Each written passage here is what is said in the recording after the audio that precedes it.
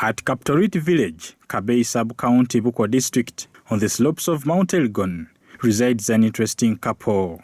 Chebet Ronnie and Chesang Brenda Fanice, aged 30 and 26 years respectively, have been married for 2 months now. Interestingly, Ronnie is blind but can listen and speak fluently.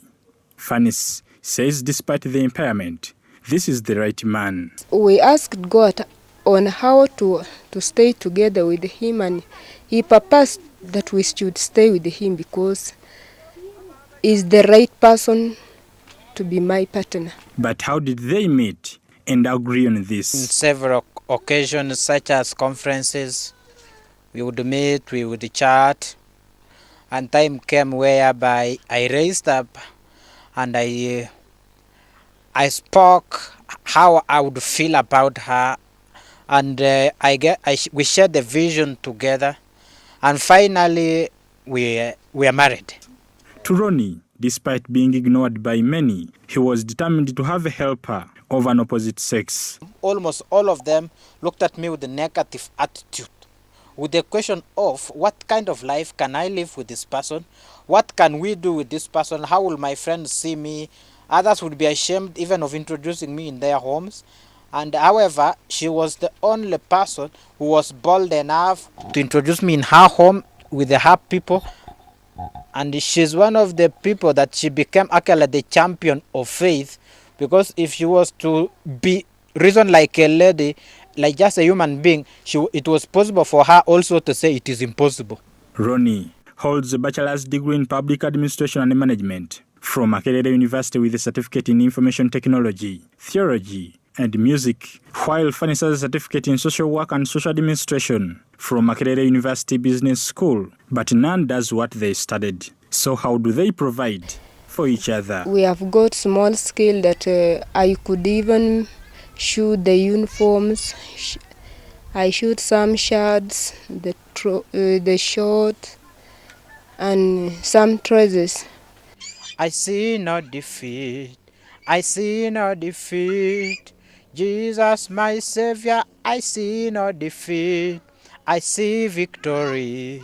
I see victory. Jesus, my Savior, I see victory. When we talk of the music industry, I compose music. I train people also on how to sing. Still on music, I train people on how to play instruments. Fanice is among the many Sabiny girls who have been economically empowered by a local NGO-Christian Sabiny Stop FGM Project to generate their own income through tailoring, thanks to grants from the Finnish government, through RaTas, a Finnish non-government organization, and Life Together International. Through them, they are making me somebody prosperous in life, and I can live a life longer when I have the generating income, like the sewing machine. She has courageously refused female genital mutilation and also chosen her own husband. There is a lot of change because they are saying what they are doing to us. They also feel like they could be the ones. And for those ones who passed the female genital mutilation, people are regretting. They are like, we wish our life could be returned back. Over 250 girls are benefiting from this project and are saying no to FGM. I've made some uniforms, school uniforms, like 53. And it is so shameful to circumcise a girl. Bukwo District Resident District Commissioner Kachimete Shaban has commended efforts by CSSF in promoting good cultures and promised government support. For us with the government, we want partners of this nature. Though we are existing elsewhere, everywhere, but when there are gaps and they come in, this is so far good. So we do not condemn the cultures, but we want cultures which are progressive. That's why we are saying no, girls, it is better. Delmark Mangusho is Life Together International's Director of African Operations.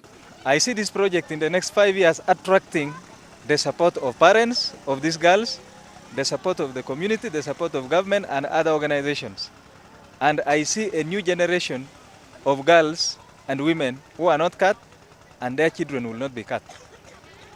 And we shall see a generation of people who are hardworking, who are skilled, and they are able to generate their own income. The 2011 Uganda Demographic Health Survey puts FGM national prevalence at 1.4%. However, the practice stands at 50% among the Sabini and Kadam, lower than that of Tepeth and Pokot at 95%. Bernard Iga, UBC TV, Bukwo District, Sebei Sub-Region.